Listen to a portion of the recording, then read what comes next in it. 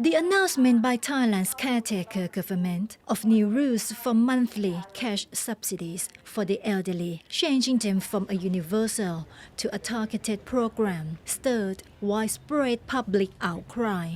The elderly must now prove to the authorities that they are impoverished enough to be eligible for money. Many specialists in social welfare fear that these new rules will not only stigmatize and hurt the dignity of the elderly, but will also move Thailand backward to the 1990s, when only qualified elderly would receive subsidies. In an interview with Thai PBS World, one of the specialists expressed concern that this is not a very good sign for Thailand's aging society. It's totally unfair because, as you know, that even if we're talking about the old scheme that we have introduced over 10 years, it's just only 600 baht per month or 20 baht a day. So it is lower than the poverty line that we have calculated. So that means even if the old scheme, the universal one, it is still not enough. So if we want to introduce the mean test welfare benefit, it really will affect millions of aging people who cannot access to this kind of welfare. In the 2021 fiscal year, the government paid out 79.3 billion baht in monthly subsidies to 10.4 million elderly Thais. In the following fiscal year, the expenditure rose to 82.4 billion baht as the number of elderly rose to 10.9 million.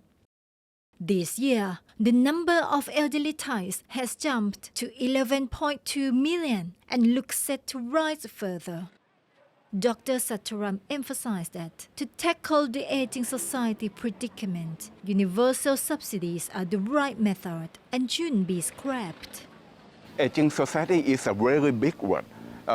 In academic seminar, we have talked about this big word for many years, aging society. But the first thing or the first step, once you're talking about the solution of aging society, it's not something really complicated. A very simple one is that you have to introduce basic universal pension. This is a very first step, no debate about this.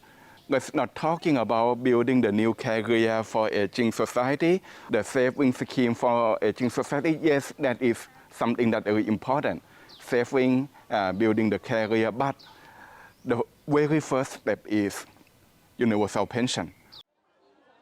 The amount of the monthly subsidy for the elderly should be 3,000 baht.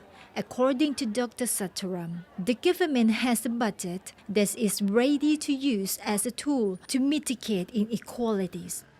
The budget is allocated to various ministries. It can be spent on the Universal Elderly Subsidy Scheme. Data from the National Statistical Office shows that in 2021, 45.7% of the elderly did not have savings, with 32.2% still relying on their children for income, and only 1.5% of the elderly derive their main income from savings or interest. Although looking after all parents is considered a virtue and obligation in Thai society, it is also a huge burden for many who are struggling to make ends meet. As a result, in the next 10 to 15 years, these people will end up being poor and elderly themselves. You know that once we're talking about the people who are going to retire in 5 or 10 years from today, so that means 20 or 30 years ago, there are 3 or 4 children that looking after one parent, but now it's going to be one child that taking care of one mother, one father, one uncle, or one grandmother, something like that.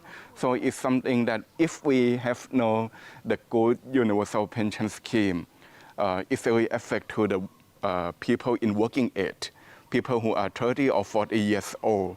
I mean, the efficiency on their working will decrease if they have to concern on their aging parents. And that means the resource or time that they should give to their children also going to be decreased at the same time. So it's going to be some chain reaction effect. Today, if the government is still not proactive in addressing the issues raised by the increase in the aging population, there will be far-reaching impacts on every sector in society. Jirapha Bunyathat, reporting for Thai PBS World.